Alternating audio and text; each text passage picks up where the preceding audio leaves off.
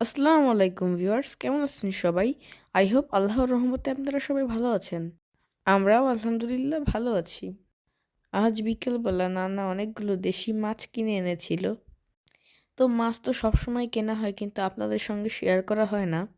এই মাছগুলো শেয়ার করার কারণ হচ্ছে এগুলো পাকা শিং মাছ, মাগুর মাছ, কই মাছ। তো বর্তমানে বাজারে গেলেই চাষের মাছ পাওয়া যায়। আমাদের বাসাতে কেউই চাষের মাছ পছন্দ করে না। আমরা কেউই চাষের মাছ খাই না। আর পাকা দেশি মাছ পাওয়া যায় না বাজারে। এখানে শিং মাছগুলো ছিল খুবই বড় বড়। তো অসময়ে মাছ আনাতে মামুনি একটু রাগ হচ্ছিল। নানাকে বলছিল এখন এই মাছ কে কুটবে, কারণ বাসায় যিনি কাজ করে উনি টাইম বেঁধে আসে, সব সময় ওনাকে কাজের জন্য পাওয়া যায় না। তো কপাল ভালো উনিও ঠিক ওই সময় চলে এসেছে বাসায়।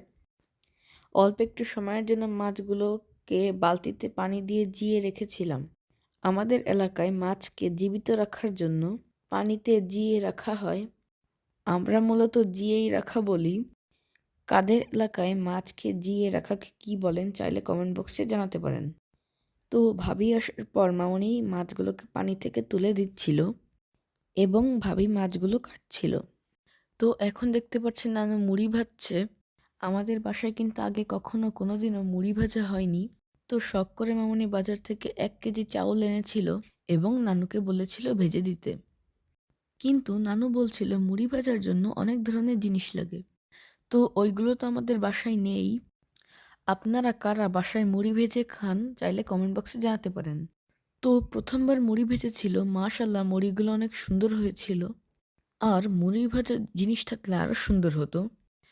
তো যারা আমার ভিডিওটি এই পর্যন্ত দেখেছেন তাদেরকে অসংখ্য ধন্যবাদ। আর যারা আমার চ্যানেলটিকে এখনও সাবস্ক্রাইব করেনি তারা প্লিজ আমার চ্যানেলটিকে সাবস্ক্রাইব করে দিবেন।